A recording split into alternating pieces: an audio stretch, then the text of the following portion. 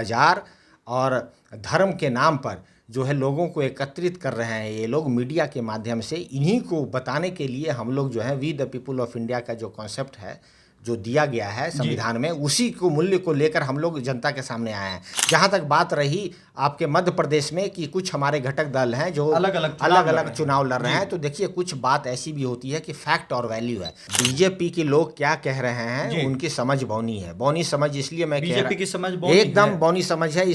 नमस्कार, आप देख रहे हैं लाइव सिटीज। मैं हूं आपके साथ सौरभ राज। जेडीयू मध्य प्रदेश में अकेले दम पे विधानसभा चुनाव लड़ रही है। क्या इससे महागठबंधन को, इंडिया अलायंस को नुकसान होगा?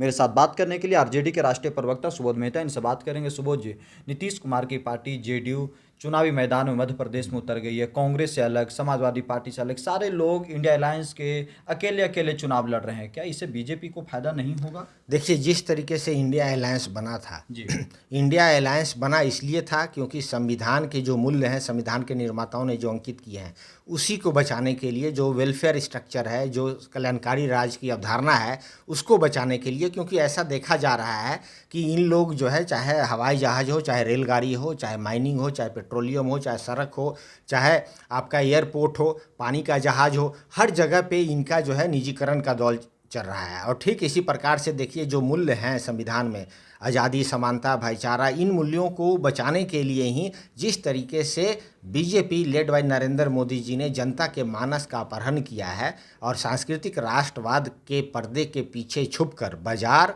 और धर्म के नाम पर जो है लोगों को एकत्रित कर रहे हैं ये लोग मीडिया के माध्यम से, इन्हीं को बताने के लिए हम लोग जो है we the people of India का जो कॉन्सेप्ट है, जो दिया गया है संविधान में, उसी को मूल्य को लेकर हम लोग जनता के सामने आए हैं। जहां तक बात रही आपके मध्य प्रदेश में कि कुछ हमारे घटक दल हैं जो अलग अलग चुनाव लड़ रहे हैं, तो देखिए कुछ बात ऐसी भी होती है कि फैक्ट और वैल्यू है।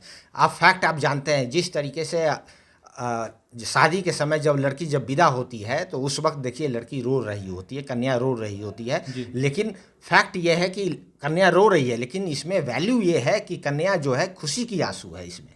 तो ठीक इसी प्रकार से जो वैल्यू जजमेंट है हर एक रीजनल पार्टी का या नेशनल पार्टी का, रीजनल पार्टी भी देखिए बढ़ना चाहती है प्रजातांत्रिक व्यवस्था में, और पहले भी वो लोग इलेक्शन वहाँ लड़ चुके हैं। तो उसी वैल्यू जजमेंट को बचाने के लिए वो लोग वहाँ पे अपना कुछ कैंडिडेट दे रहे हैं। इसका मतलब ये नहीं है कि हमारा जो नेशनल जो वैल्यू है, जो बात जिस कारण बस हम लोग यहाँ एकजुट हुए हैं, उसमें किसी तरीके की कोई दरार है। 2024 में कुछ असर नहीं हो। 2024 में साथ में चुनाव लड़िए। जैसा कि मैंने आपको बोला कि हमारा जो अलायंस हुआ है, उस अलायंस का जो तासीर है, वो तासीर जिसका कि मैंने वर्णन किया, और जिस तासीर के बारे में आप पूछ रहे हैं कि इस तासीर में छिन्न भिन्न तो नहीं होगा, वहाँ पे जेडीयू और कुछ समाजवादी पार्टी लड़ रही है, तो मैंने बोला कि वो फैक्ट है। लेकिन जो तासीर छुपी हुई है, वो तासीर है कि नरेंद्र मोदी जी की सरकार को हमें मिलकर हटाना है। जैसा कि मैंने कैसे हटाइएगा? अकेले चुनाव लड़ रहे हैं तो बीजेपी को तो फायदा होगा ना इससे। देखिए, मैं तो कह रहा हूं कि एक परसेप्शन बनाने के लिए फैक्चुअल एनालिसिस होता है, और एक जो है परसेप्शन बनाने के लिए वैल्यू जजमेंट होता है, जिसका कि मैंने आपको बात बोला कि कन्या विदा हो रही है तो वो रो रही है, ये फैक्ट है। लेकिन सच्चाई ये है कि ये खुशी की आंसू है। ठीक इसी प्रकार से वैल्यू जजमेंट के आधार पे वहाँ भले ही कैंडिडेट लड़ रहे हैं, लेकिन वैल्यू ये है, सच्चाई ये है, तासीर उसकी ये है कि इंडिया अलायंस को जो हमारे लोग हैं वो सब मिलकर एक तरफा जो है नरेंद्र मोदी जी जिस मानस का अपहरण किया है, उसको हम लोग वहाँ से गद्दी से 2024 में उतारेंगे। बीजेपी के लोग कह रहे हैं कि ये लोग तो बस समय के लिए एक साथ आए हैं, न 2024 में एक साथ चुनाव लड़ सकते हैं, उससे पहले भी इधर उधर हो सकते हैं। बीजेपी के लोग क्या कह रहे हैं उनकी समझ बौनी है। बौनी समझ इसलिए मैं बीजेपी की समझ एकदम बौनी समझ है, इसलिए मैं आप लोगों की एकदम मैं बता रहा हूं कि जो इसलिए मैं कह रहा हूं कि ये जो बीजेपी है 9 सालों के बाद पहला बार एनडीए का मीटिंग किया इन्होंने, और जो अलायंस 38 पॉलिटिकल पार्टियां एक साथ आ गए वहाँ पे, और ऐसे ऐसे पॉलिटिकल पार्टियां हैं। सौरभ जी, आप दिल्ली में रहते हैं, पता कीजिए, बगल में इलेक्शन कमीशन है, इनके पार्टियां, कुछ मेंबर के पार्टियां रजिस्टर्ड भी नहीं है। ऐसे ऐसे डर के मारे ये लोग पार्टी बनाकर एक अलायंस दिए हुए रजिस्टर्ड नहीं है। भाई आप पता कीजिए, मुझे तो लगता है कि उपेंद्र कुशवाहा जी की जो पार्टी है, क्या वो पार्टी है? रजिस्टर्ड पार्टी है? वो पार्टी नहीं है, वो रजिस्टर्ड पार्टी ही नहीं है। आपने एप्लीकेशन में लिख के दे दिया और वहाँ कर दिया। और इसीलिए मैं मध्य प्रदेश की जब बात हो रही है, भारतीय जनता पार्टी ने कितने कुशवाहाओं को वहाँ पे टिकट दिया है? सिर्फ 4 लोगों को टिकट दिया है। जब उपेंद्र फिर आप जाति पे नहीं, मैं जाति पे, यहाँ गठबंधन की जाति बात हो पे रही नहीं, उपेंद्र कुशवाहा की बात हो रही है। इसलिए क्योंकि मैं जाति नहीं कह रहा हूँ, क्योंकि उपेंद्र कुशवाहा जी की पार्टी थी, राष्ट्रीय लोक समता पार्टी थी। राष्ट्रीय लोक समता पार्टी ने 150 टिकट दिए थे मध्य प्रदेश में। अभी पिछले चुनाव में, एक विधानसभा के चुनाव में, पिछले चुनाव में 150 टिकट दिया था उन्होंने। और उस 150 टिकट में कुछ साथी ऐसे भी थे जिनको 40,000 30,000 वोट आए थे। और कुछ तो ऐसे हैं कि अभी बीजेपी में जाके वहाँ पे मेंबर बने हुए हैं और वहाँ पे जो है उनके पद में, और देखिए उनके कमीशन में वो चेयरमैन बने हुए हैं। बहुत सारी ऐसी बात है। लेकिन आज उपेंद्र कुशवाहा जी शांत होकर बैठे हुए हैं। आज वो बात नहीं कर रहे हैं कि क्या हुआ उनके संगठन का और उनके लोगों का जो मध्य प्रदेश में थे। क्यों? क्योंकि पर्सनल फायदा के लिए मुंह बंद किए हुए हैं ये लोग। सम्राट चौधरी जी का भी वही हाल है, ठीक है। ये उत्तर प्रदेश के उप मुख्यमंत्री जी का, मौर्य जी का भी वही हाल है। तो ये लोग, यही बात है।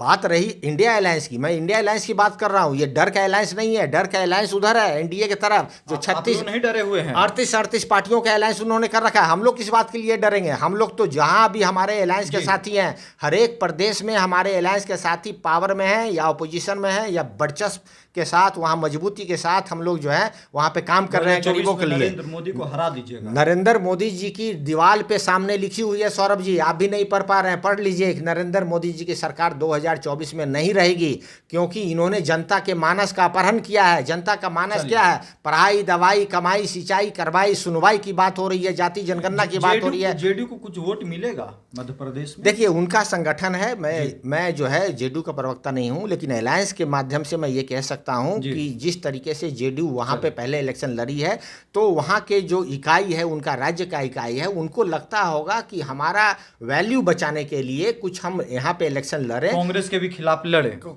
देखिए, खिलाफ एक अलग चीज होती है, आइडियोलॉजी एक अलग चीज होती है। जो इस आइडियोलॉजी से हम लोग आगे बढ़ रहे हैं, वो आइडियोलॉजी, नरेंद्र मोदी जी की आइडियोलॉजी जो है बहुजन राष्ट्रवाद के खिलाफ जो है, हम लोग जो है सांस्कृतिक राष्ट्रवाद के खिलाफ हम लोग बहुजन राष्ट्रवाद है। और ये लड़ाई आज की नहीं है सौरभ जी, ये लड़ाई प्राचीन है और आज़ादी के समय से आ रही है एकदम। और ये लड़ाई जो है, संविधान जब बन रहा था उस वक्त आप देखिए, मौलाना आज़ाद, नेहरू, अंबेडकर, पटेल, राजेंद्र प्रसाद, ये सब बहुजन राष्ट्रवाद के कल्पना कर रहे थे। और दूसरी तरफ जो है सावरकर और बाकी लोग जो हैं, ये सांस्कृतिक राष्ट्रवाद की कल्पना कर रहे थे। और इनका जो राष्ट्रवाद है सिर्फ जो है विखंडनकारी और वर्चस्ववादी नीति। एकजुट रहेगा इंडिया गठबंधन। इंडिया गठबंधन जो बना हुआ है, मूल्यों के आधार पे बना हुआ है। कोई मूल्य, कोई वैल्यूज कभी जाती नहीं है। संस्थाएं चली जाएं लेकिन मूल्य वही रह जाती हैं। इसीलिए मैं कहा कि ये लड़ाई नया लड़ाई नहीं है, ये लड़ाई प्राचीन काल से आ रही है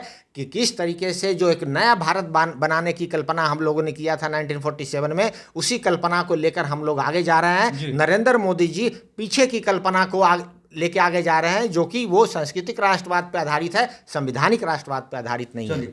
शुक्रिया सर, थैंक यू।